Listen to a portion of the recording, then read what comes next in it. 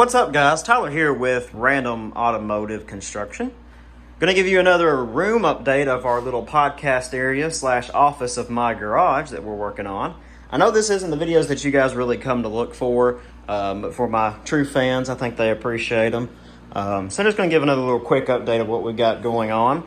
So I have painted this wall completely compared to last week. Oh yeah, I've put some new floor down, some luxury vinyl. And it is it's completely down across the entire room. You can see some spare pieces there. I have started to put down the floor molding. This one's not attached, and they're really not attached well yet. They have like two nails holding them in at most. As you can see there, I've just kind of tacked them in, but we're gonna attach those in when I get some more nails. Had to take off some of the corner pieces. You can see what one looks like painted over here. And they just go down to the floor, and the baseboard meets it there in the corner, kind of like they do in older houses. There's no baseboard on this wall yet. Floor took me a couple of days to lay down, just between conflicting schedules and all that. But it's all done as of today. Very dirty right now. So we'll have to finish the baseboard. If you look close enough, you can see the moisture barrier below the floor to keep it from getting humid in here, I hope. So what do we have left? I've got to frame the door and put the door in. As you can see, I started to paint the OSB up there because I thought maybe that'll be a better idea than putting a drop ceiling in. Well, that went disastrous, as you can tell. So I'm still going to put a drop ceiling in, I think, but every time I watch a video, it just sounds like this on how to do a drop ceiling. It just sounds like this to me. The machine had a base plate of prefamulated amulite surmounted by a malleable. So yeah, I really don't know what I'm going to do with that just yet. This light fixture here will come down, and all of these will come down, but the wiring will be better managed and still up there, and that'll be what supplies the lights in the ceiling. What we have left to do, I've put the face plates on the 3 outlets here. Got this outlet on the far left, closest to the window, is tied into this outlet. And these aren't live, by the way. But as you can see up in there, I don't know if you can, how well you can make that out. Yeah, I kind of nicked the wire, and it is way back off in there, so it's kind of hard to, can't strip that and put that on. So I got to see if I can find a solution to, hopefully there's more wire here to pull that down.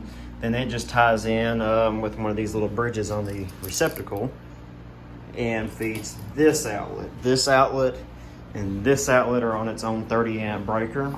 This outlet is by itself on its own 30 amp breaker.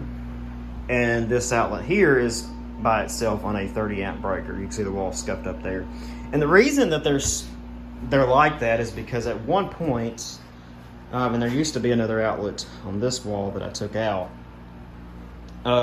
So the reason they're actually like this is because this was all a workbench at one time. Let me zoom back out. This was all a workbench at one time, all the way across in a U-shape type deal. And it was feeding heavy-duty appliances on the workbench. And that's another reason that the outlets aren't, closer to the floor as they should be. They're actually higher up, and that helps. You can hear the winds actually blowing today, which is making the garage door out there rattle. But anyway, so I've got to figure out a solution to that, but it is nice because I can actually plug my heaters into them and not worry about overloading the circuit.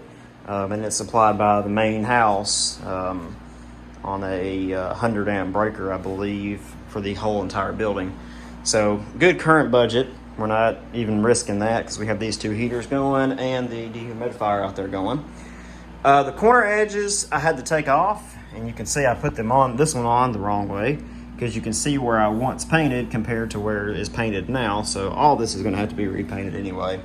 And you may ask, why did I put the floor down first? Why didn't I paint then put the floor? Well, what was happening is because it stays cold in here, the paint don't dry just like it should for a couple of days. It takes a couple of days to kind of cure. And what I was doing is when I was putting the floor in, and I can give you an example of that over here. When I was putting the floor in, I was nicking the walls pretty good and making the paint come off. So I decided, what I can do is go ahead and put the floor down, then paint. If I get paint on the floor, which I already did right here, it's no big deal. Well, 2,000 years later. It's latex paint. That's what I was trying to think of. It's latex paint, so all I really got to do is take a sponge and some water and just scrape it up. And then clean the floors really good once they're in. But that's kind of an overview of what it looks like. Long ways to go. I'm still assuming putting this in. If you have any ceiling suggestions, let me know, because I kind of like the painted OSB, but man, I just don't know if that's going to look good. And I kind of got a wall that I accidentally cut a little too short there. So my trim toward the ceiling is going to have to be quite a big trim, like a 1x8 or something like that. Then what I'm going to do, I think, because I cut this kind of generically, so the ceiling in here is these are 8-foot boards, so it's an 8-foot ceiling, give or take an inch, or give an inch, I guess I should say. So I've got to put, the door will be about 82 inches, so there's going to be a little bit of space right here. I'm going to have to fill in with some of the paneling.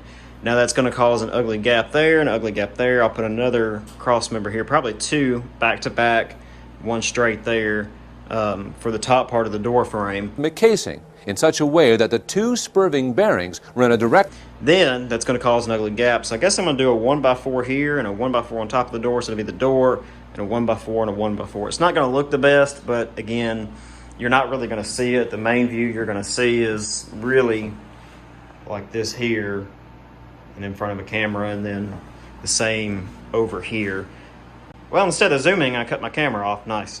But the same view here, and then a window for natural light, and then we'll have LEDs going across or something. I saw a couple of neat ideas for like some galvanized lights, so definitely open to suggestions. I'm going to replace this light switch. I just put this in for the time to basically control the lights, but I have a white one that goes there with a nice white faceplate, and kind of got to touch that rough edge up there.